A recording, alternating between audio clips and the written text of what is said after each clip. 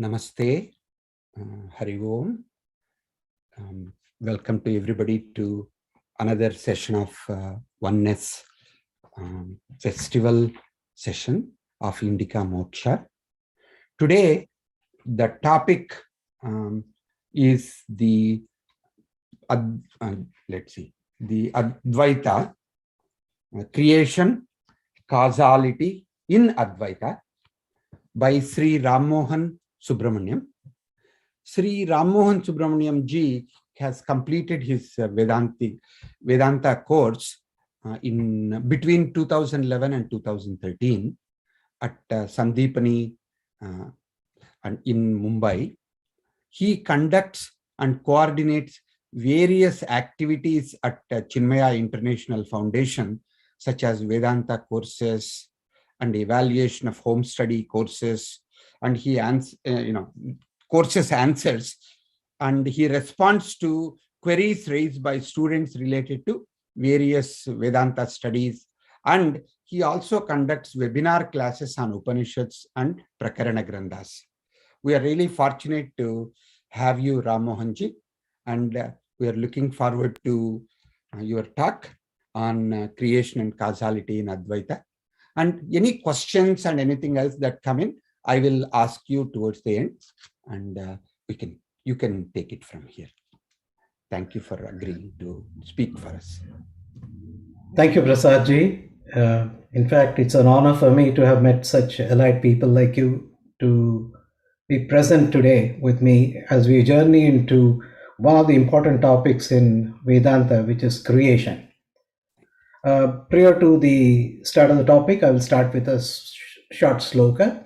Om Shri Ganeshaya Namaha, Om Shri Saraswatyai Namaha, Om Shri Gurubhyo Namaha, Sada Shiva Samarambam, Shankaracharya Madhyamam, Asmadacharya Paryantam, Vande Guru-Paramparam, Shruti Smriti Purananam, Alayam Karunalayam, Namami Bhagavadpada, Shankaram Loka Shankaram, Samasta Jana Kalyane, Niratam Karunamayam, Namami Chinmayam Devam, Sadgurum Brahma Vitvaram, Om Shanti Shanti Shanti, Om Sahana Bhavatu, Sahana Bhunaktu, Sahaviryam Karavavahai, Tejasvinavaditamastu ma vidvishavahai, Om Shanti Shanti Shanti.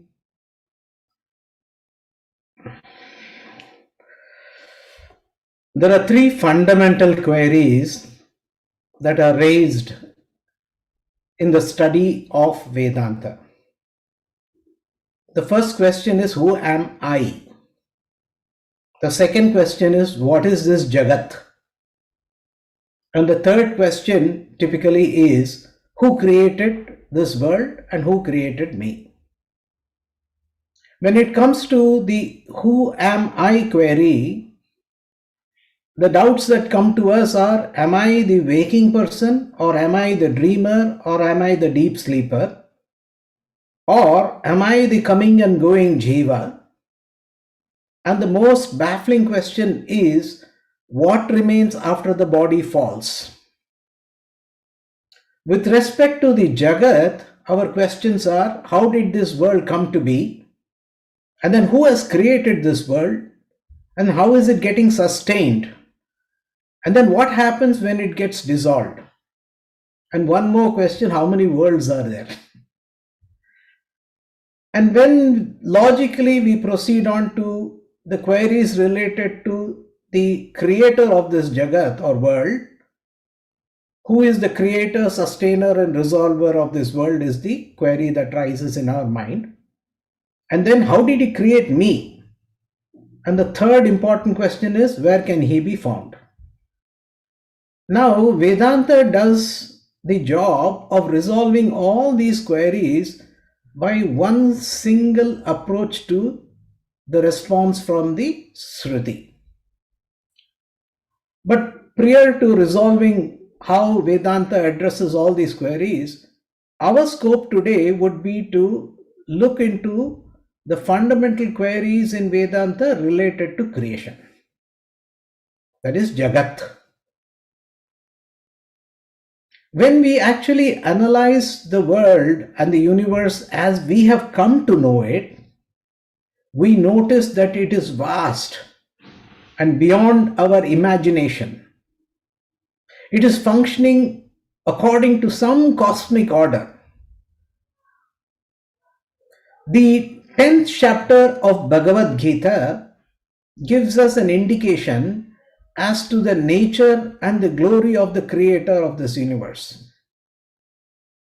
If one can admire a very small canvas painting in watercolors, what then to say of that creator who has painted this moving picture of the universe, where from the largest constellation of stars to the smallest amoeba, everything is orchestrated perfectly. Nothing happens out of sequence. Everything is controlled from within and also without to follow a particular pattern. And ultimately, everything seems to be resolved into its cause when the end time approaches, and then it reappears again. When we ponder about the creator, as he is known in Vedanta as Ishvara, it is not very difficult for us to infer that there must be a creator and a sustainer and a dissolver to enable the entire creation. And since the creation itself is very vast and large, the creator must be very great, possessing vast skills and power.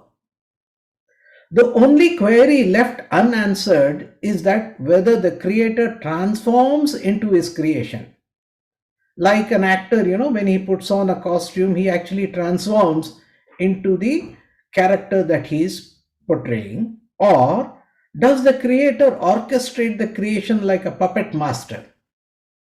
Or the third option that we have is, does this creator project this entire creation like a magician? Accordingly, the three schools of philosophy emerged with respect to the creation. The Advaita school holds that the Lord sits in heaven and plays with his creation. The Vishishta Advaita holds the understanding that the Lord himself has transformed into his creation using his power. The Advaita school of philosophy, however, holds the strong opinion that the Lord has merely projected this world onto himself, like a magician performs an illusory magic skill. Ultimately, whether it be Dvaita, Vishishta Advaita, or Advaita, all schools agree that the Lord is the ultimate truth in and through all created objects, people, and experiences. Knowing and realizing that that particular Lord is the liberation for Jiva. We will try to look at the term creation first to really get a good understanding of what we mean by creation. The textbook definition actually falls short a little bit because it did not have the Vedantic approach to the term. The textbook definition says the action or process of bringing something into existence. I have modified the definition as the action or process of bringing something into our perceptual existence. The rule 1 is that it must not be in perceptual existence before the creation, and the rule 2 is action is required for it to be manifested. Then the question comes to us as to what we mean by action. Action is defined in our dictionary as the fact or the process of doing something, typically to achieve an aim. So the creation must therefore have a creator, whom we call as Ishvara, who acts on something and manifests something else which comes to be perceptually seen. There is action which has to be performed is implied here. The universe was created by the creator Ishvara. And the Upanishads points out that Ishvara acts on a substance known as Maya. And the term Maya in Sanskrit means that which is not there. So, acting on a substance which is not there, the universe has been projected. meaning the reality status of Maya is not defined as absolutely real. So it's an illusion. The illusory Maya as the material, which becomes the material cause for the creation, Ishvara stitches this entire universe. He produces this diverse universes of beings, objects, and experiences. And Ishvara continuously acts to produce and sustain this changing universe. And in the end, he resolves it back into himself as unprojected Maya. With these backdrop kind of an information to hold our thread of thinking, we will glance through few Upanishads to exactly see how this summary understanding of creation is justified by the Upanishadic approach. The first Upanishad I will take for our discussion is Prashnopanishad. In Prashnopanishad mantra 1.4, it is said, Tasmai sahovacha praja kamo vai prajapatihi samtapau tapatyata satavas taptva samitunamutpadayayate rahim cha prana chaiti eto me bahuda prajaha karishyata iti. After intensifying or concentrating through his austerity, here austerity is to be understood as single-pointedness, he produced a pair. What was the pair? Matter and energy in the form of sentiency. And he was thinking, these two will create many beings for me. The Upanishad goes on further to postulate like the self-luminous objects like sun and those that are revealed by borrowed light such as moon, their interplay in the form of time were all conceived by this play of matter and energy. Sentient beings or jiva or a combination of matter and energy is postulated in this Upanishad. And it further says the presence of the unadulterated original Paramatma as Atma is also present inside this jiva as its substratum. It is only in this proximity of this Atma, this matter energy conglomerate known as body, mind, and intellect functions to experience the creation that has been projected outside. The takeaway from this Prashna Upanishad is sentiency and matter are two aspects brought forth on Brahman by Brahman. Now, if we go to Aitri Upanishad, it also flows along almost in the same line.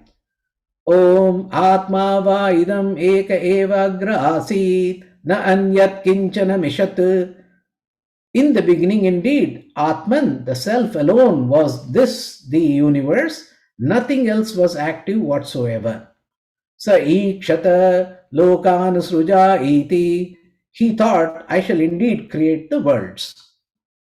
Sa iman lokan asrujata ambo marichir mapo Ado ambaha parena divam dyauhu pratishthanantariksham marichayaha prithvi maroya adaha ata apaha. That Brahman, he who had willed earlier, created these worlds. The world of water-bearing cloud, the world of light rays, the world of mortals, and the world of waters. Above, pointing to the sky, it is said, is the world of water-bearing clouds, which is supported by Dhyau, the heavens, the world of the Devatas. The interspace is the realm of light rays. Earth is the realm of mortals below it. This is the realm of water.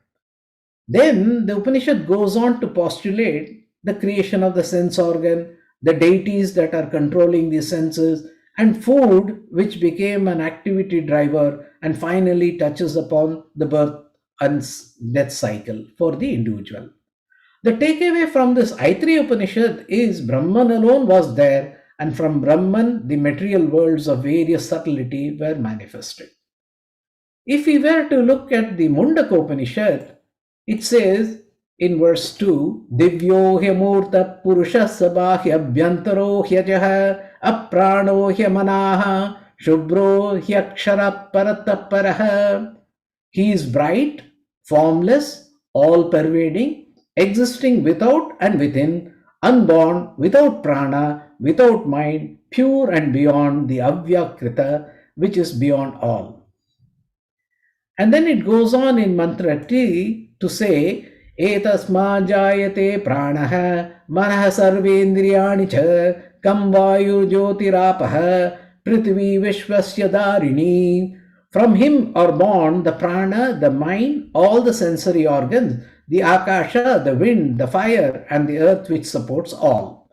Agnirmurta chakshusi chandra suryauta dishaha shautre vagvivrutascha vedaha Vayuh prano hridayam vishmasya pradbhyam prithvi hyesha sarvabhutantaratma. This is he, the internal Atman of all created things, whose head is Agni, whose eyes are the sun and the moon, whose ears are the four directions, whose speech is the emitted Vedas, whose breath is Vayu, whose heart is all the universe, and from whose feet the entire earth has proceeded. The takeaway from the Mundaka Upanishad's approach to creation is Brahman alone was there, and from him sentiency and matter came to be existing, along with the power to experience this material worlds made of the five principles, which are elementary principles like air, water, space, etc.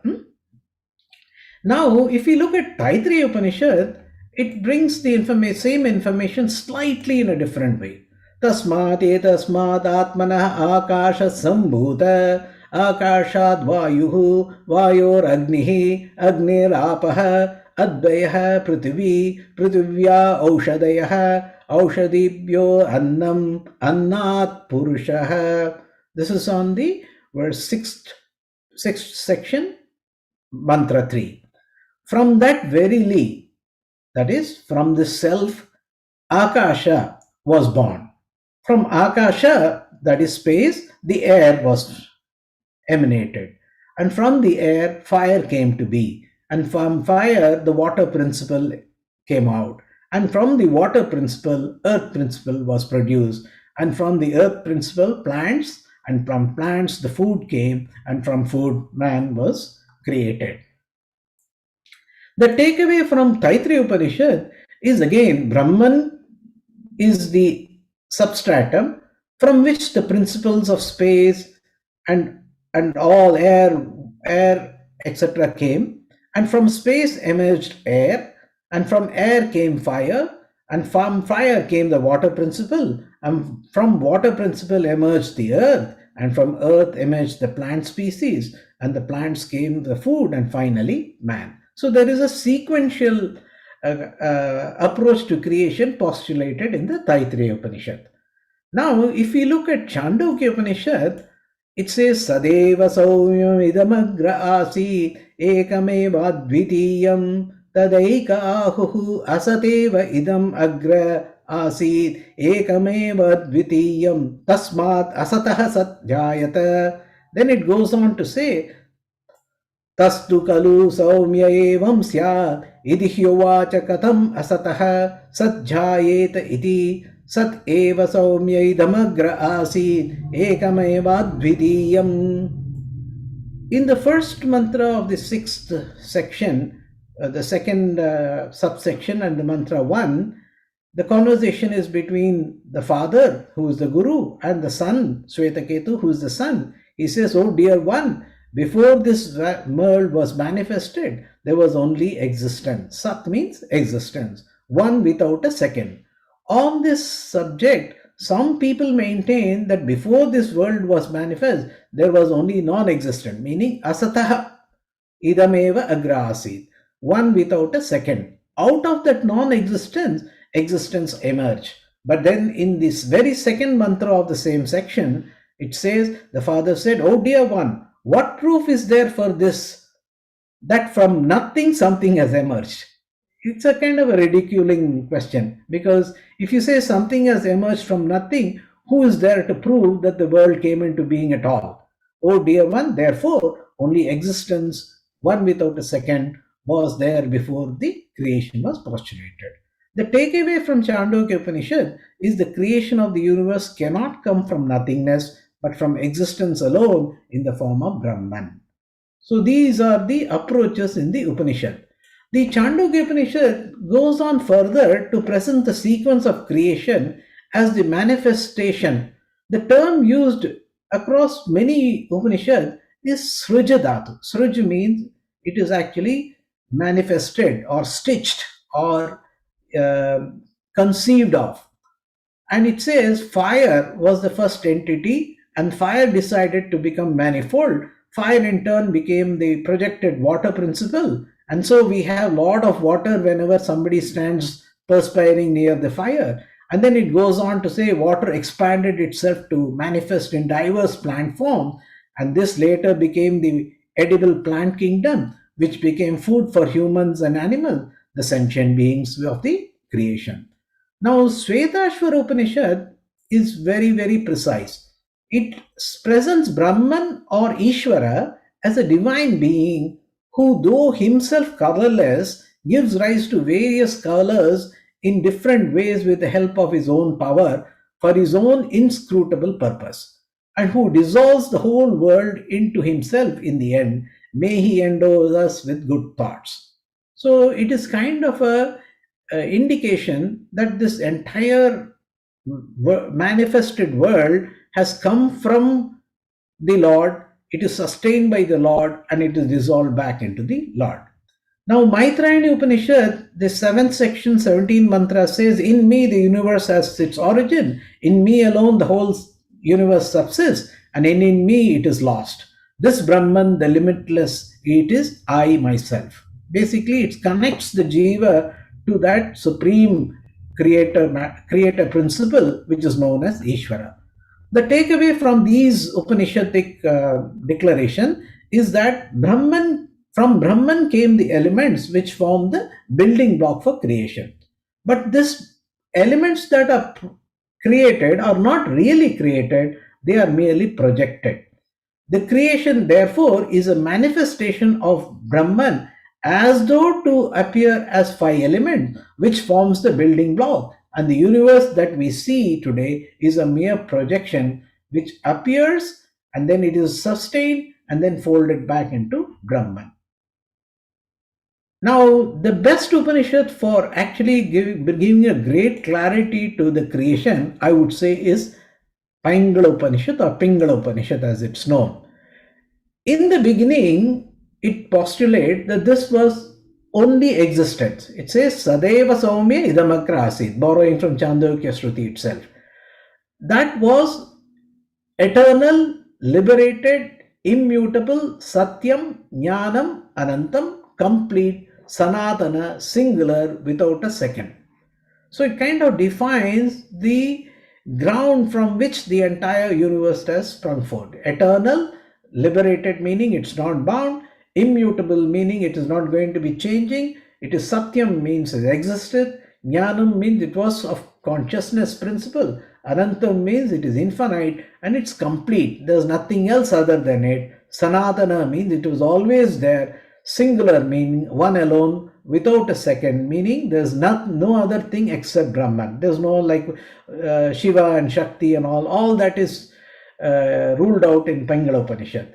Then it goes on to say, in that Brahman was Moola Prakriti, which was red, white and black gunas, meaning Sattva, Rajas and Tamas gunas, was in perfect equilibrium. And it was Anirvachya, meaning this particular Moola Prakriti, which is known as Maya, he says it was in perfect equilibrium and it was indescribable. This Moola Prakriti was situated in Brahman, just as water, silver, man and the statue is in a desert. That is, if you see in silver in a shell, or a man's imagination on a post, or the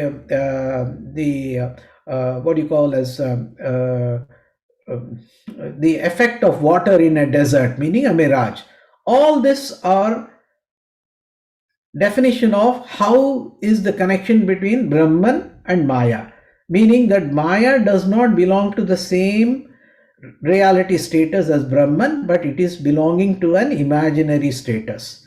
That which was reflected in that Moola Prakriti was the Sakshi Chaitanya, which we would call as Ishvara, or whatever we would like to call in our discussions of creation.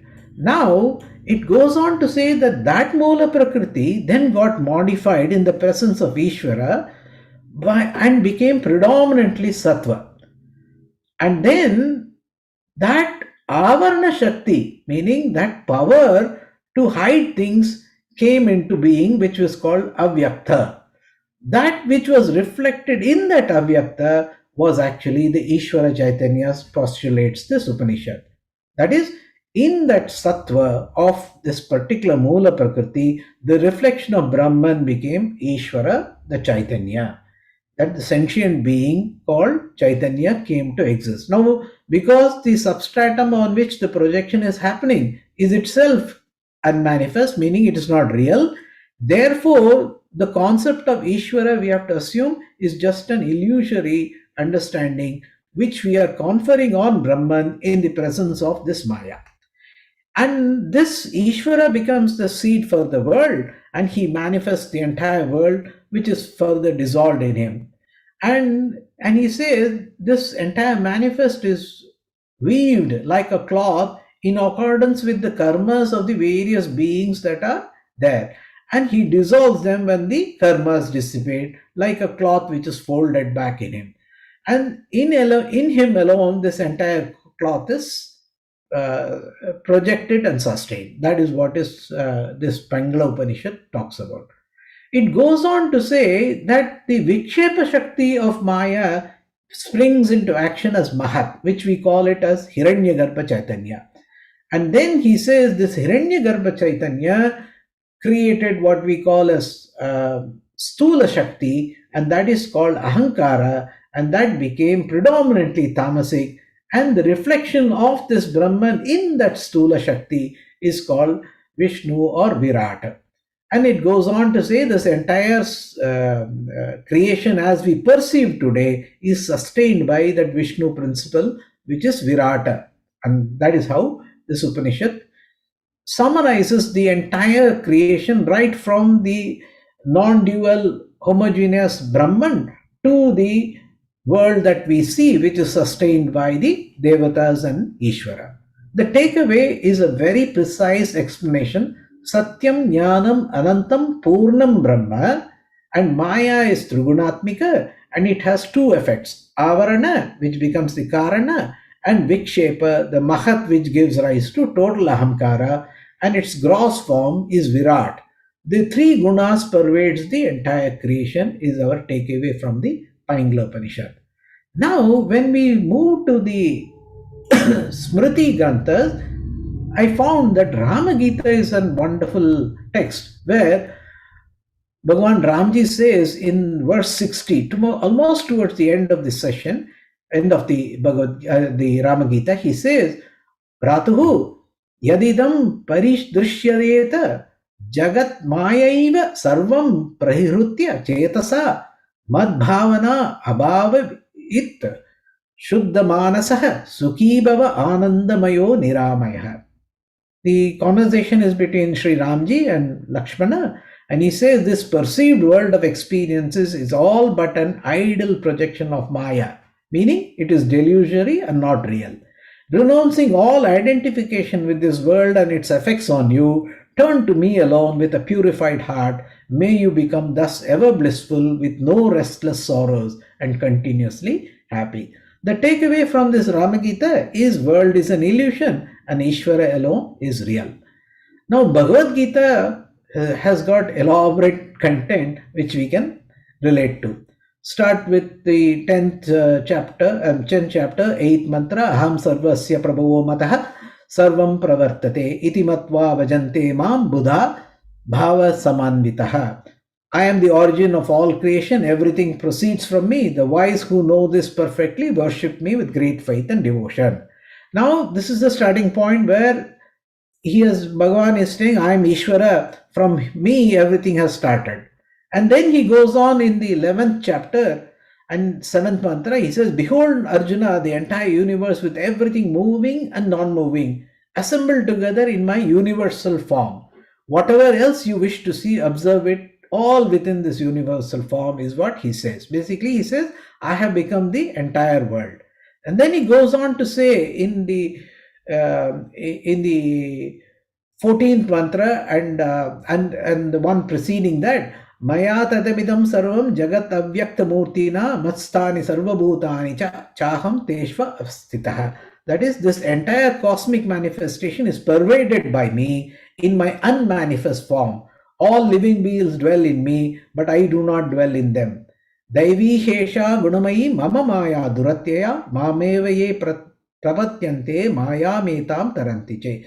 My divine energy, known as Maya, is the one which consists of three modes of nature, meaning Sattva, Rajas, and Tamas, and it is very difficult to overcome. Everybody and everything is under the control of this Maya, and those who actually surrender into me, meaning one who comes to see me in my real nature, crosses over this Maya. And then in Bhagavad Gita, he summarizes this entire discussion saying, Avyaktani bhutani vyaktamadhyani bharata avyaktani dhananyanyeva tatraka paridevana. Second 2.28. He says, all created beings are unmanifest before birth, manifest while they are living, and then again become unmanifest on death or end. So why grieve? The takeaway from Bhagavad Gita is the Lord is the creator who sustains and dissolves the universe in himself. In him alone this universe is perceived. He pervades the universe, but universe does not touch him. Superimposition by his inscrutable power of Maya for an inscrutable reason is postulated. And then, surprisingly, there is another less known text known as Yoga Vasishta. There is the book 3, that is the third book on creation, which is called Utpatti Khanda, verses 10, 17, and 18, 19, 20, and 47. The takeaway from those verses is that existent consciousness, infinite bliss, the substratum, is as though morphing to become what we perceive as universe. The changing world, the individual's beings too. Like the bangled gold is now called a gold bangle, we are focused on the effect and not on the cause. Our attention and interest in the effect makes it grow and expand to fill our lives. When we shift our focus to the substratum, everything is resolved. Very, very powerful and wonderful way of explaining this entire creation. And surprisingly, in the Veda, especially I took Purusha Suktam, Sahasrasesha Purushaha Sahasrakshas Sahasrabhat Sabhumim Vishvato Vrutva Atyatishtat Dashangulam Tasmad Virada Jayata Virajo Adi Purushaha Purusha Eva Sarvam Yad Bhutam Yatcha Bhavyam.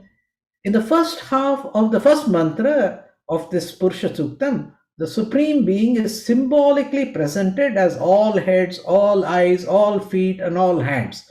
What the mantra is implying is that it has no heads, no hands, no eyes, and no feet, meaning no limbs, because that which is everywhere is really nowhere. That is what is implied in that mantra. It is also indicating by the particular combination of the term that the total mind and the indriyas are only this firstborn whose essence is Brahman. This Brahman envelopes everything and also stands above, infinitely transcending the whole creation. The Virat who was manifested by Hiranyagarbha is also essentially Brahman, thus representing all objects and space principle too to be nothing other than the Supreme Purusha, the Almighty is. And he is the past, present, and future. All are melted into this eternity of infinite comprehension. The takeaway from Purusha Suktam, Brahman is beyond space, time, and objects, and the projected creation, and yet he pervades it. When we have seen all these texts, there are three possibilities that can be put forward. We can say that this entire creation came out of nothing. And Chandogya Upanishad refutes it, saying that it is not tenable. If you say something which was not there created something that came to be, then the cause-effect relationship is lost. The cause can only transform into an effect. It cannot actually produce something that it does not intrinsically possess. So to hold a view that everything came out of nothing without any reason is not tenable. Suppose we say that this entire creation came out of Bhagavan or the Lord or the Brahmaji, or even we can say Brahman, like the milk becoming curd, meaning that it is a one-way process and now we have become the world, the original source is lost.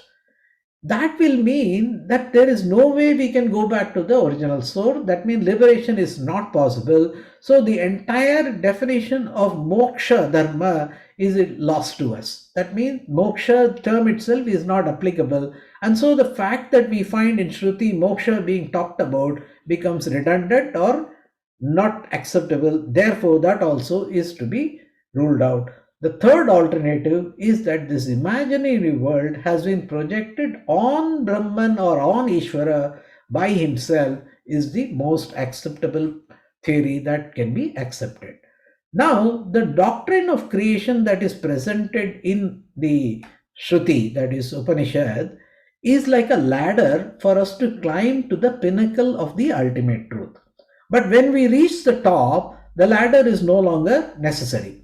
Even this analogy of a ladder is inadequate here because we will not even see the ladder after we reach the pinnacle. For example, if we use x as a term in a equation which needs to be solved, when we have actually solved the equation, x is no longer seen, meaning x has been replaced by an answer. So we see only the solution. That means we have employed x as a means, but it is not the goal. In the same way, the creation that is defined in Upanishad is to be taken as a means for us to reach that Brahman, which is the very substratum. And once we have reached that, we don't have to worry about creation. But as long as we have not reached that, we have to see that creation will have three kinds of causes. The material cause, what is the foundation material on which this creation is standing? The answer is Brahman as Maya. Then, like the potter uses a wheel to create the pot, what was the instrumental or efficient cause? And the potter himself, turns the wheel in a particular way to make the pot. What is that created this world? If one were to ask, the instrumental or efficient cause is Brahman as Ishvara. So, and then what is really essential of this entire pot is nothing but clay. In the same way, the substratum of this entire creation is only Brahman as itself. Now, as an example, if we were to take that the mind itself becomes the substratum for the dreamer and the dream world. The waker himself has morphed in association with the dream world to become a dreamer. The dream world was manifested in the waker's mind by his own mysterious power of dreaming. While the waker was always there, mysteriously he is hidden by his own power of dreaming and appears now as the dreamer. And as though persecuted by his dream, he seems to be suffering. The waker was, however, never affected by the dream events and happening. This is the kind of concept that we have to keep in mind to understand how Brahman became the entire world. Brahman itself became the substratum for Ishvara and Jagat. Brahman itself as though morphed in association with Maya to become Ishvara, and in association at the concept level with the total subtle world as Hiranyagarbha, and at the gross manifested level as Virat. The Jagat was manifested in Brahman, that is Ishvara's mind, by its own mysterious power of Maya, is what the Upanishads are trying to tell us about creation and causality. Now, in conclusion, I will summarize few points for us to understand how to approach this discussion on creation and causality. The universe as we see it is merely a playful illusion projected on oneself, which is Brahman. So, Abhinna, meaning nothing other than Brahman, is the cause for this universe. Nimitta, meaning it was the instrumental, and Upadana means it is the material cause. And this is brought out by Aitreya Upanishad and Brihadaranya Upanishad, Rama Gita and Bhagavad Gita. And then in Kathopanishad and Aitreya Upanishad, it says the illusory universe follows rules and controller is Ishvara along with his Devatas. Both Kathopanishad and Taither Upanishad bring out this point. Then the universe can be intuitively known from within itself as Brahman is postulated in Yoga Vasishta, Purusha Suktam and Bhagavad Gita also. And the universe is built of three gunas and its manifestation as five major principles, namely space, air, fire, water and earth, and their mutual intermingling is outlined in Pingala Upanishad. The play of the principle of sentiency and the principle of inertness decides whether the underlying Brahman is revealed or not as Jiva, that is sentient, and Jagat, which is inert respectively. This is a logical inference. A sentient subtle intellect, by focusing on its own source, Jiva, discovers that Jiva is essentially devoid of all characteristic of association or conditioning by the inert components, and then recognize Jiva's nature as Brahman, Atman. This is postulated in the Mahavakyas. And then we will walk through a few examples to see how these examples in Vedanta are resolving this creation theory for us. The first example we'll take is desert and mirage. The mirage is not real and it's only an appearance is our conclusion. The instrumental cause, nimitta karana, for this mirage is the observer. It is neither the desert nor what is actually observed, but the observer's presence is the main cause for the instrumental cause for the mirage to appear. The upadana karana, material cause, is just the heat, and the abhinna cause, the mirage, actually when we come to know intellectually what this mirage is, this mirage resolves into the desert. So basically the desert and the mirage have no duality, meaning there are two things but there's only one thing. In the rope and snake example, again snake is not real and it's a mere appearance. Nimitta, instrumental cause, is not the rope, meaning it is not that the rope decided that I'll appear as a snake. The upadana karana, material cause, is rope, and the snake actually resolves into the rope. In the case of waves and water, waves are mere appearance and not real. The nimitta or instrumental cause is wind, which is an external factor. Upadana karana is water, and the waves actually resolve into water when we have intellectually understood the essential nature of the waves as being mere water. It is only in the dream and the waking stage where we find dream is appearance and not real. The nimitta karana, instrumental cause, is the waker. The upadana cause, the material cause, is also the waker, and abhinna cause is the dream. The dream actually resolves into the waker. So the dream and waking is the closest example, which Mandukya Upanishad also picks up as the most important example to explain how this world and this Brahman is connected. Similarly, shell and silver is a wonderful experience. Silver is appearance, not real. Shell is the instrumental cause, and shell is the material cause, and silver resolves into shell. The castles in the sky example, castles are appearance, not real. The observer is the instrumental cause, sky, the cloud, is the material cause, and the castles resolved into the cloud. If you were to look at the blueness in the sky, blue is an appearance, not real. Again, observer is the instrumental cause, refraction is the material cause, and the blueness actually resolves into the sky. So with all these examples, when we try to put them together, we find two important rules which are common to all examples. One, there is something that is not real, which is just a mere appearance, and then on inquiry, it resolves into its substratum. If we understand that, then the entire creation becomes easy for us to absorb, understand, and resolve. With this, I have come to an end of what I wanted to share with you all today. I will now turn the session back to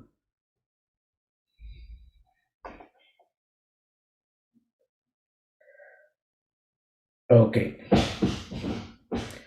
I guess I have really rushed through the entire session a little sooner than what I thought I might take. I thought you have a little bit longer time, isn't it? I'm sorry, I lost you on that. Can you speak a little loudly? I was saying the morning sessions are, I thought, 1.5 hours instead of 1 hour. So if you want to say a little bit more and take questions, we can do that also.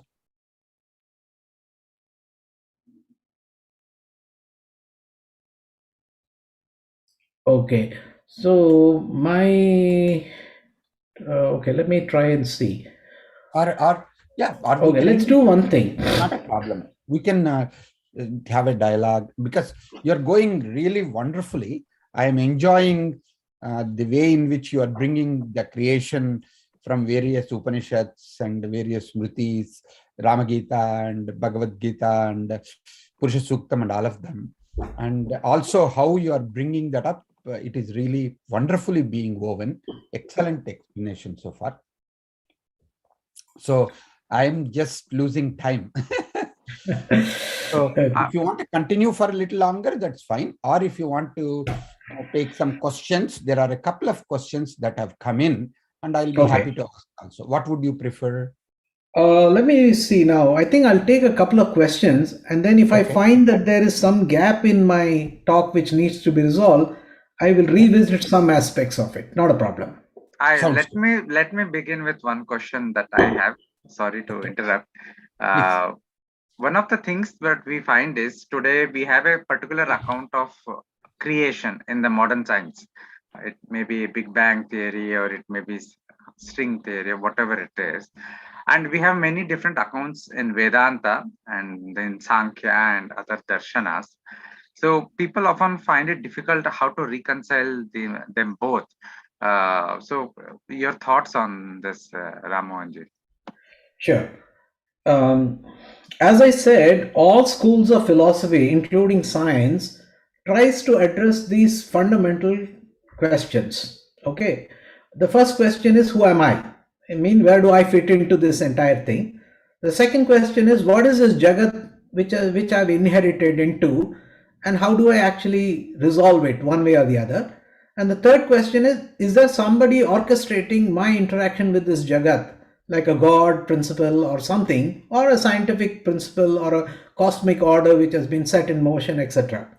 These are the three approaches that baffles everybody, whether you be scientific or you be a philosopher or you are from east or west or north or south. Everybody's got these questions in their mind.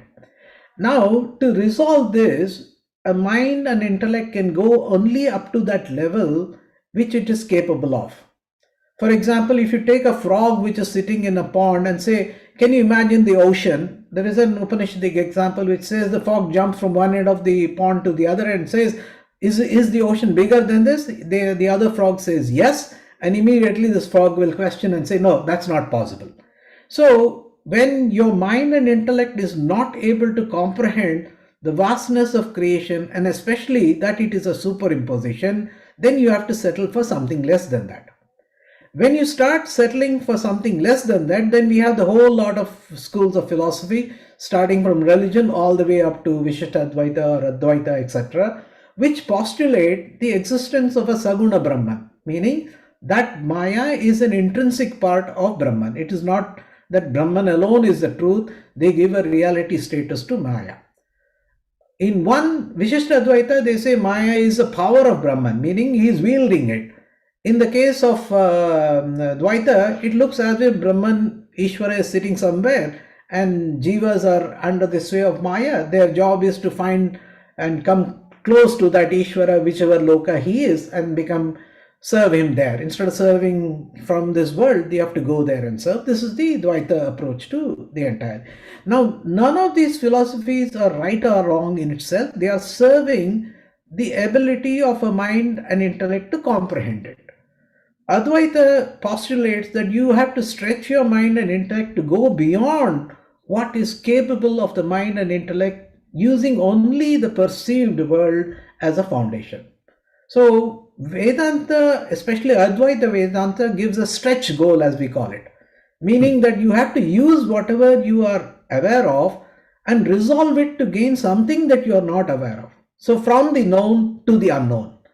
Whereas all other schools and all science will only come to the edge of what is perceived and what is postulatable, and they stop there. They will not be able to go to the stretch goal which is being postulated in Advaita Siddhanta. So this is the essential difference between modern science and the other schools of philosophy and Advaita. I've tried to put it in a nutshell, but if you have a follow-up question, I can take up that also.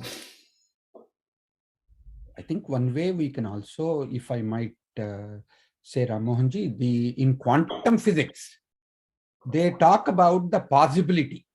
The whole idea of the Heisenberg uncertainty principle and some of them, where they say if you measure one thing, the other thing, location, will be unknown.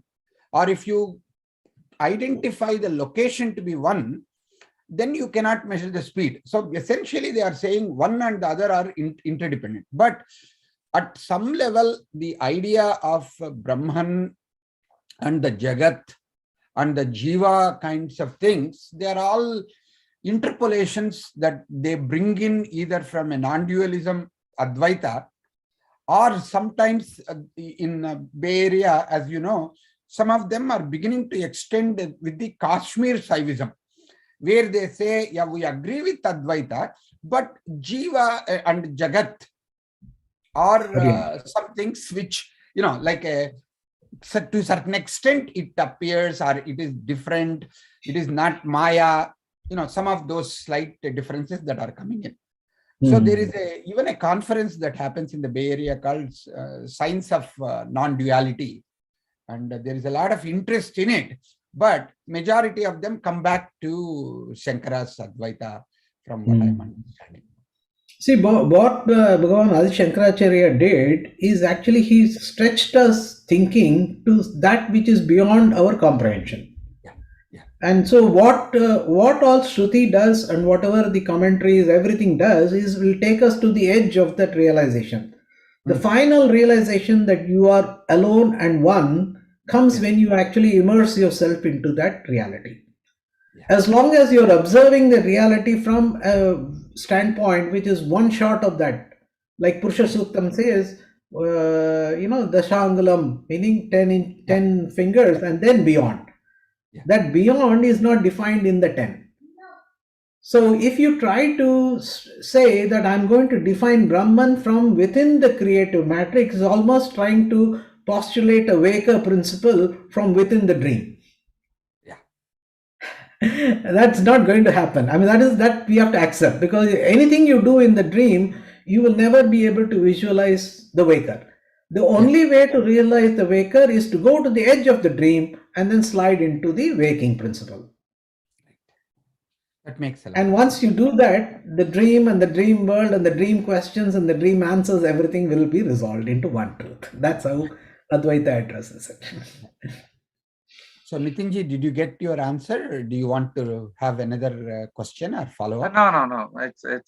It was well conclusive. Yeah. Okay. So there are three more questions here, Rammohanji. One is, where is the I in this universe? Raghavan has asked this question. Hari Om Raghavan, thank you very much for bringing a very important and relevant question. When we are actually standing in front of a mirror and we see our reflection in the mirror, there are two individuals which are present. One is the I which you know you are, and the I that is reflected in the mirror. Now, if the mirror is the perfect reflection of you, then you will get a doubt which is the reality.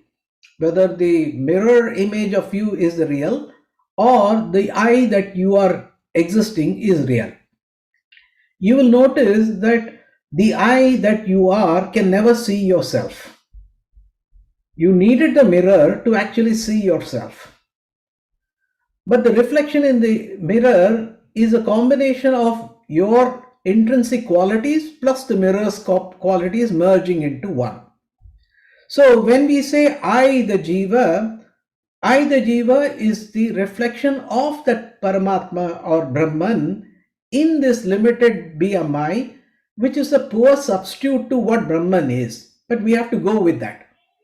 And when you strip off all the factors that contributed this image, which comes from your body, mind, intellect, and the world, then you're very close to recognizing the Brahman. So the I is actually the Jiva, which is the combination of Brahman plus all the attributes of your body, mind, and intellect, and the effect of the world onto you, which we call it as samskaras or vasanas or whatever you call them. So, Raghavanji, what I'm trying to tell you is the I is the unconditioned I which is in you as a Jiva, and it is the unconditioned I which is there as Ishvara, which is nothing other than Brahman, which is the very substratum of the entire universe. Did I answer your question? I think he did, and he followed up with another question saying, can we understand that the Jagat is Brahman and individual I is Jiva? He puts it, and I think he put that question before you answered it. I have a feeling you answered that also. You addressed that point. Correct. There is one more question. One more question by Indrani.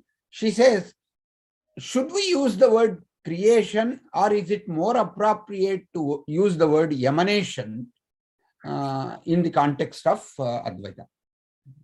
The Sanskrit word which is used is called sruj, sruj dhatu. Sruj means to stitch or to project or to conceive. These are the three terms Upanishad use. I was trying to see why is it that across Upanishad this sruj dhatu is coming. It looks as if the whole thing is stitched together based upon a previous cycle which was in place. So basically this kalpa is stitched from whatever happened in the previous kalpa. So all the jivas that were there in one kalpa contribute to what is going to be this kalpa for us. So in a way, everything is stitched together. The fact is that we continue to use the term creation because that is where we get stuck. That is why Upanishad tries to say this is how you have to approach creation. But as you said, yes, it looks like it is emanated. Emanation again gives a kind of a feeling that it has emanated out of something. But in the case of creation, Brahman is still the substratum, meaning that even when you are going through this Jagat, Jagat is false. Jagat is not Satyam. Brahma Satyam, Jagan Mithya. So Bhagavan Shankaracharya is very clear there. He says, whatever you're experiencing in this world is only Mithya. So don't try to give any term which will give it a status equal to Ishvara or equal to Brahman. You have to be very careful there in Advaita Siddhanta. But the rest of the philosophies, they will accept this slightly downgraded explanation for creation. That's fine. We start with the term creation because that's more popular. It's been coined by the Westerners to understand how is creation experienced or explained in Vedanta. But Vedanta per se gives a very low importance to creation. It talks more about Jiva and the essence of Jiva. That's where the Vedanta Upanishads are focusing on. I suppose the same way, I think we use the metaphor in Vedanta about a spider weaving its web. It comes from within. So in that respect, it creates its own web. I suppose it's not an automatic emanation in that respect. By the way, Raghavan says, yes, he got the answer. And Ganesh Shastri has a comment and a question. Okay. He says, Shankara always emphasized Shruti Yukti Anubhava. Sushupti is defined as Brahman in so many places in Upanishads and Brahma Sutra Bhashya. Sampradaya is also termed as Brahman. Somehow, Sampradaya is termed as Brahman, and Sushupti or deep sleep does not seek resolution, and Sushupti does not consider any ignorance in seed state also. So, the question is the issue only with the waking state, waking plus dream? So, he is asking, where is that? How do we resolve this? It's a little long. It's a very, very deep and powerful question. I'll try and do my best in trying to resolve the query. If I'm falling short of an explanation, then I may need to, dive a little bit deeper. Let's get some foundational information in place. That is, when we say Shushupti, what is really happening is that my non-apprehension of the reality, which is that I do not know I am Brahman. That is, I do not know I am infinite being. That do not know is only folded back into Laya. Laya means that it is not evident. Laya means it is not evident, but it is still there. So it is in an unmanifest stage, and once you wake up, it will spring forth. So when you say in Shushupti you are with Brahman, actually in waking also you are in Brahman. In dreaming also you are in Brahman only. Because Brahman is the very substratum of everything. So there is no point you can say that you are not with Brahman at all. That is not tenable, number one. But when you say that I am with Brahman is Shushupti, what is the special feature of Sushupti is all the vikshepa, meaning that all those projections that come from your active mind and intellect and the world that is perceived through the senses are absent, meaning half your problem is solved. So the avarana shakti is not overcome, but vikshepa is actually in laya. Therefore, that is the closest point you can reach to see Brahman. Therefore, Bhagavan Shankaracharya says, you are actually experiencing Brahman, but you don't know it because Shruti has still not acted on your intellect. If your intellect has grasped the essence of Shruti, even when you're dreaming or even you're awake or even when you're dreaming, you will know you're only Brahman, nothing else. That is the effect of it. Yeah, right. Saivaham nacha drusya vastu. Correct. Very correct. Yes. We'll get into Jagrat Swapna Sushuptishu Sputatara Yasam Vididrum. Correct. I think Nisha Panchakam. Very clear, very precise understanding to this. Okay.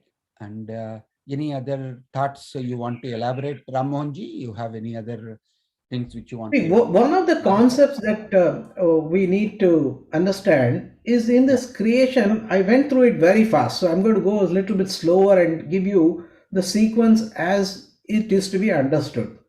Okay. When we say Brahman alone was, we are actually trying to define Brahman from the dimension of time. Yes. As though there was a period when Brahman was not there and Brahman alone was there. All this is terminologies which we have to hold with a little bit of pinch of salt. You should not just assume that there was one Brahman there at that time. Now that Brahman has become all that we see. No, that is not correct. The real understanding is Brahman is that principle which was there, which is there, and which will be there. Meaning it is beyond time. Now, the objects and people and experiences we are going through are happening in the space and time dimensions. Yeah. And objects are actually solid objects, which is called earth principle. And so from space principle to earth principle, there is a gradation. So you have earth principle, then you have air principle, then you have fire principle, then you have water principle, and then you have earth principle. These principles come together to create an effect that you see either earth or you see space. So when you see space, you will say it is vacuum. And when you see earth, you will say there is an object. Right. Now, all these are prior projections, which is a combination of sattva, rajas, and tamas on Brahman. So that infinite Brahman is conceiving in itself this imaginary projection of sattva, rajas, and tamas. Tamas will hide. Tamas will hide, and sattva will actually try. I'm sorry, ma. Don't disturb me. Please go. I'll come later.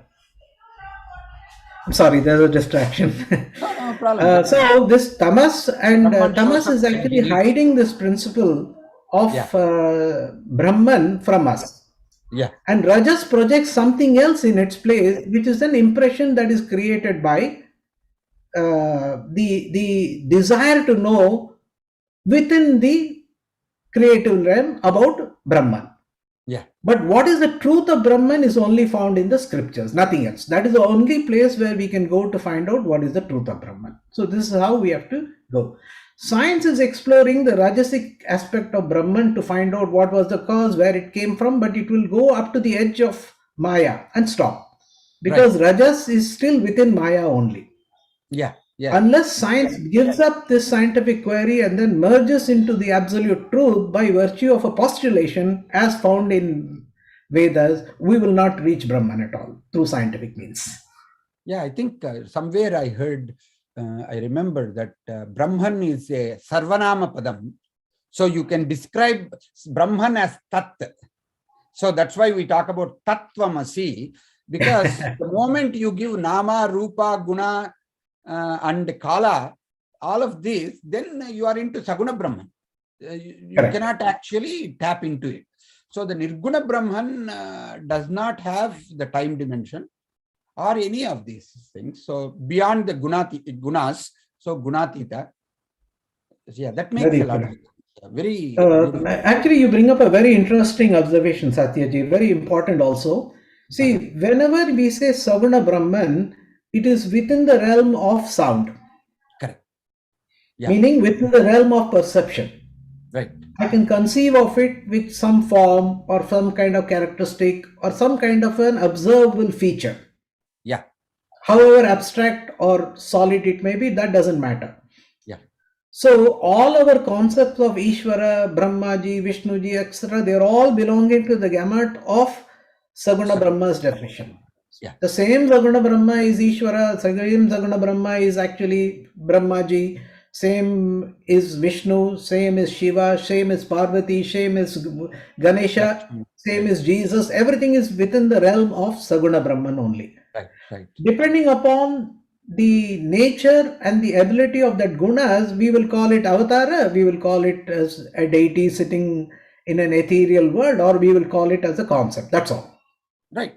And also that also everything depends gets upon, resolved yeah, in that observation. Yes. Right. And also how we call, it doesn't necessarily mean we are out of the gunas. So we might have malam, like in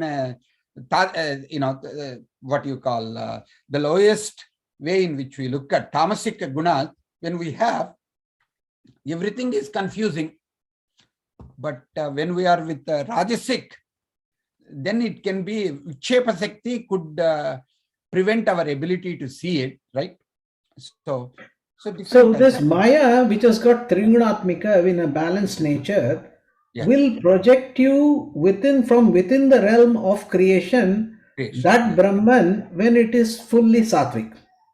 So Bhagavad Gita tells you Shuddha Sattvasta Bhava, meaning become pure in your sattvic nature, then you will recognize the Brahman from within the creation.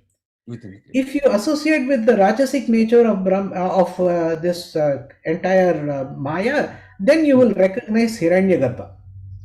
And when you start recognizing this entire world through the tamasic nature of Maya, then you will see it as only matter and energy, etc. So our perception has to change from tamas to rajas to sattva to actually perceive this Brahma principle from within the creation. But to be, that is called Shotriya, meaning you come to know Brahman as a Paroksha Jnana. I know him as this is Brahman. But to become Aparoksha, you have to become Gunatita. That is what Upanishad and the Bhagavad Gita is stressing. Gunatita means all the gunas have to resolve itself into their equilibrium state, and you transcend the gunas to become one with that reality, which has been postulated from within the gunas for you. Here is a follow-up question from Ganesh Shastri ji. He says,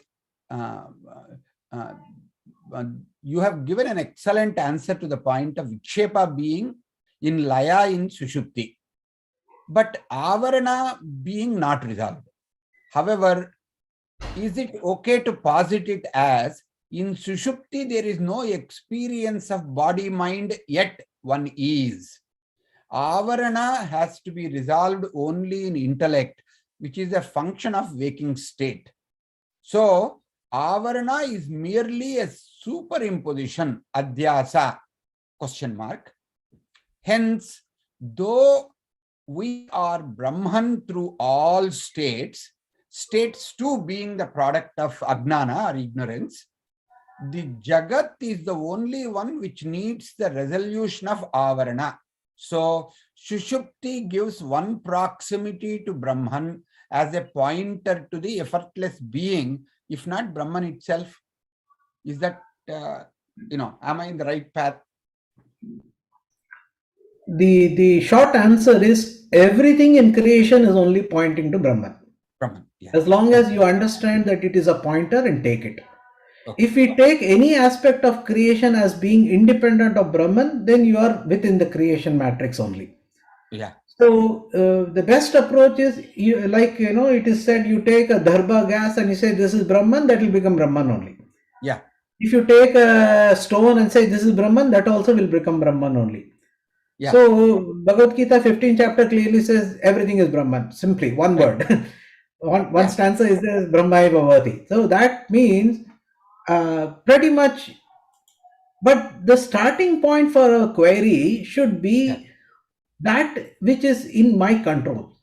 The world is not in my control. So if I try to search for the substratum of the world, which is constantly changing, Right. I will not get a locus to latch on and dive deep, because I cannot stop the world.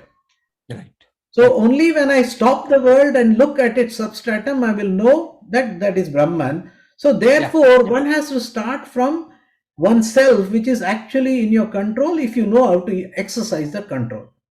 Yeah. Currently, our mind is like Dushta Ashva, as it's said in Kathopanishad, going after so many material pursuits that it doesn't have time to even sit down and contemplate.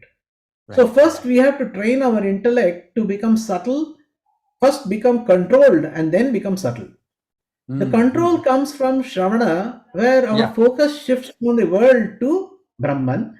And then once it has become controlled and then it has become subtle, it will dwell through the layers of this illusory understanding that we have that the world is real. When we say the world is real, even my BMI is also the world only, because my BMI actually belongs to the world. Body, mind and intellect is a creation of the world. So when I say world is not real, I have to also accept that my body, mind and intellect is not real. So before I drop this body, mind and intellect as not real, I must have got a perfect reflection of that Brahman principle in my subtle intellect. At that stage, if I drop, then I will be abiding in Brahman. A premature dropping of this body, mind and intellect as not real will leave us in a limbo. Neither we will be in the world, nor we would have realized the absolute truth. Right. So the path to realization is it's like a sword's edge. You have to be very, very careful, balancing. There's no falsity in this. You cannot live with, declaration that I have seen, I have realized. All that won't work. Because only a realization is an absolute realization. Anything which is declared is not true. So you cannot say, I have become realized. That means you are not realized. Right. The only way you know it is intrinsically you should know that you have crossed the path safely without dropping either side. If you drop on the world is real, then you are caught forever. If you fall on the other side that the world is not real, but I have found that I have not given up my identity of BMI, then you are in a limbo. Yes. Limbo. I think, I remember 2 slokas. One is Visvam Darpana Drusyamana Nagari Tulyam Nijantargatam Pasyannatmani Maya Bahiri Udbhutam Yadha Nidraya Yasakshat Gurute Prabodha Samaye Swatvana Mevadvayam Tasmai Sri Gurumurtaya Namaidam Sri Dakshinamurti Stotram. And the other one, Brahmaivahamidam Jagatcha Sakalam Chinmatra Vistaritam. So any of these, if you take it, I think we need to really look at it. I am the Jiva and the mirror. World is the mirror in which I can actually see myself. But truly who I am, neither the mirror nor my identity are real, but I am the Brahman. I am the formless, nameless, characterless Brahman. But that, as you rightly say, we have to go beyond our BMI to say, this is my Drudha Nischayam. This is my firm conviction. I am that. Actually, in Panchadashi, there is a chapter called Chitradeepa.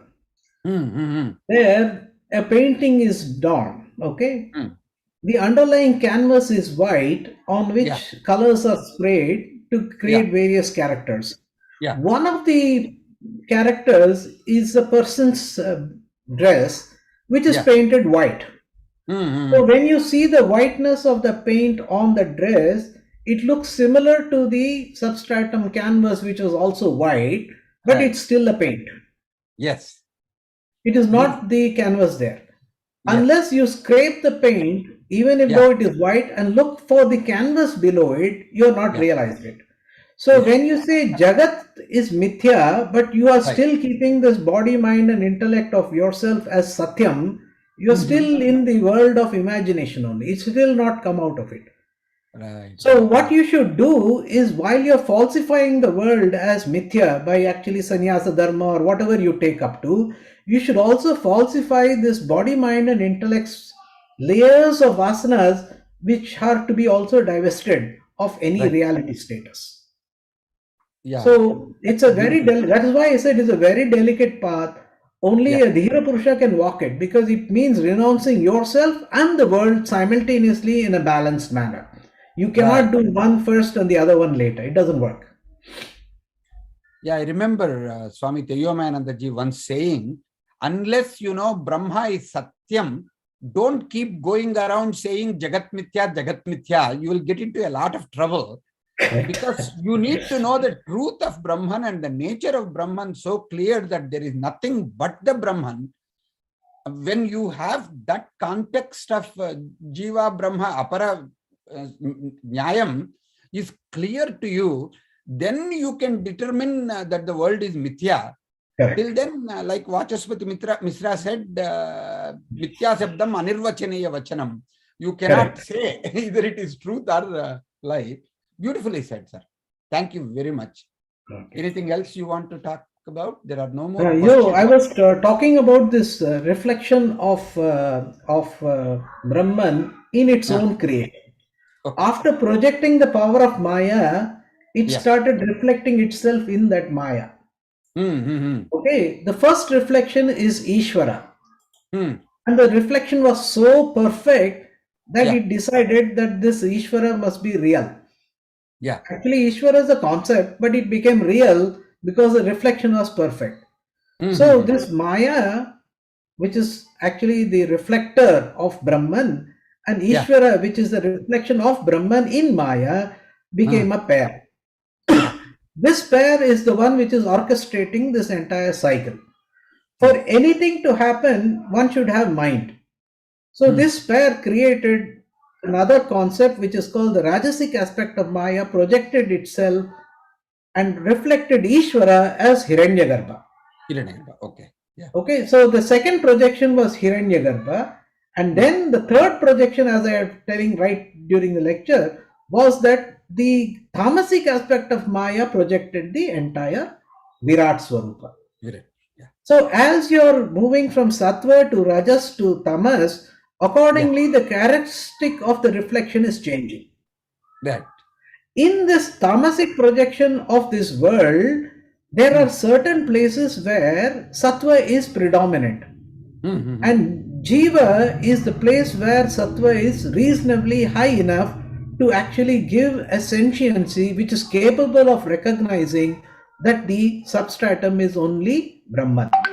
That is, instead of getting caught up in the reflection, one actually moves to the absolute truth behind the reflection and recognizes oneself to be not just a good reflection of Brahman, but an absolute nature of Brahman itself.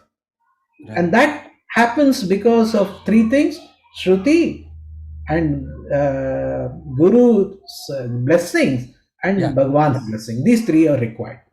Yeah, very nicely said. Very nicely said, sir. Thank you very much. I really enjoyed hosting you. I really appreciate your wonderful and very clear, thoughtful conversation. Thank you for that. And I look forward to meeting you. Maybe I need to get your coordinates. I think I can get your email and other things. I think there was one more question that has come up just now. Is it so? Just now? Oh, when is the conscious, okay, just now, yeah, that's right.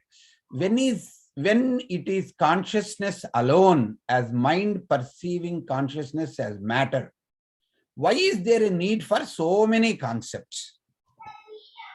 Ravindra Murthy says. Okay, there are two terms in when it comes to consciousness.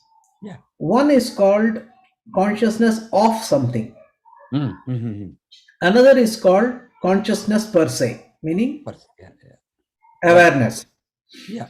Usually when we go to a party, the ladies who go to the party will look at all the ladies in one glance, and they will be able to tell which color dress they were wearing, what kind of jewel they were wearing, etc. So their awareness is spread out. Now, if you look at gents who go to a party, they will pick up a few of their friends or a few of their enemies who they did not want to see, and notice them specially, saying this fellow has come, this fellow has not come. This is a skill of that intellect to actually apply the mind using the sense organ to see the world. So when we say consciousness of something, there's a whole variety of possibilities that are possible. But when you say awareness, for example, even the gent and the women both are seeing the same party scene completely. Their eye is capturing every single detail, but what do they concentrate on is varying from one to another. Now stretch the same example to understanding Brahman. Now when we say the sun is shining and the moon is reflecting the sunlight as moonlight, if one were to ask what is happening in between, try to define it, we will say sun's rays are moving. But can we actually see the sun's rays between the sun and the moon? No, we cannot see it. We are actually inferring it because we know sun was the source and the moon was the object. So this inference, which is playing a role in our understanding that the sun's rays have traveled from the sun and fallen on the moon, is actually a perceptual understanding we make, even though direct perception is not possible. In the same way, what we are trying to tell through this process of self, object, world, etc., is to say the reflection of Brahman in yourself appears as Jiva, and reflection of Brahman in this world through Ishvara appears in the diverse form. Try to recognize the Brahman, which is neither you as Jiva nor you as the Brahman. That is the intermediate state where you don't have any definition for Brahman. The only definition available for you, it is absolute, Satyam. It is consciousness principle, which means it is called self-awareness, and it is infinite. Satyam Gnanam Anantam Brahma. That is how we postulate it, to get you a pointer to become aware of something that is between the sun and the moon. That is the and that is the principle which is actually making the sun and moon come to be. That's what we say.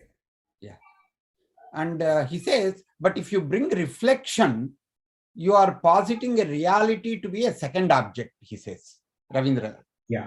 I have to admit that whenever we use an example, that's why, I ran through 8 examples to tell you where each example falls short of Abhinna or Nimitta or Upadana Karana. In the same way, this example was to only give you a pointer that Upanishad is trying to point out to something that is between the source, which is Jiva, and the object, which is the world, as the existence principle, which is the underlying substratum for both for the Jiva and the world. That is the reason why we are trying to explain this in this way. Right. And of course, another person says, Sushupti experience shows there is no separate reflection and source. See, there are 2 major principles in Vedanta. One is called reflection principle to explain Brahman. Another is called containment principle, like the space which is there all pervading is present in the pot. Because we give reality status to the pot's wall, we say there is a pot space and a total space, etc. So both these principles do not define completely, but we have to merge them together to understand what is Brahman. Because when we say Brahman, we are not looking at a Brahman outside of our comprehension. It is pervading through our comprehension, even though we are going on this journey to find the truth. Ramakrishna Paramahamsa gives a wonderful example as to what is this quest for this self is. He says a salt doll walks into the sea to measure the depth. That is exactly what we are doing. At one point of time, the existence of the salt doll vanishes and only sea remains. Right. And that's how we have to see it. Are there any follow-up questions? Or I'm sorry. No. I think it is good. And I think, I remember again, King Angambuni Bimbatembara Manau Chandala Viti Paya Pure Vantara Mastu Kanchana Gatim Ruchumbaram Bambare. That the whole idea of the two metaphors which you talked about, reflection principle or the space principle, you put it beautifully, sir. That's very nice. Sure. And there are no other questions, and we are coming to the end of the time. You have beautifully, if I were to just summarize what you said so far, you brought in from various Shruti Upanishads various ways in which creation has been explained. In addition to Shruti, you also went to Rama Gita, Bhagavad Gita, and Purusha Suktam, many of them, to be able to look at how the creation is explained, what are the creation principles which are there, and then you elaborated on how the Jiva, Jagat, and Brahman, what are the relationships, and how all of them are one and the same. It is the Brahman, because of the gunas and because of our BMI, body, mind, and intellect concepts, we try to see the separations, but they are all one and the same. And that is the Advaita that Shankara has beautifully elaborated. And you answered wonderful questions about Shushupti, questions on various differences that people see and why do they see it, and very, very clear explanation. Thank you very much, Rammohanji.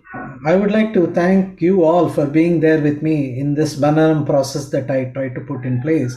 To be frank with you, it also took me some time to assemble and stitch all the Upanishadic data into a cogent presentation. I owe it to Indica Moksha for giving me this opportunity to do this Mananam, which also improved my own clarity on things.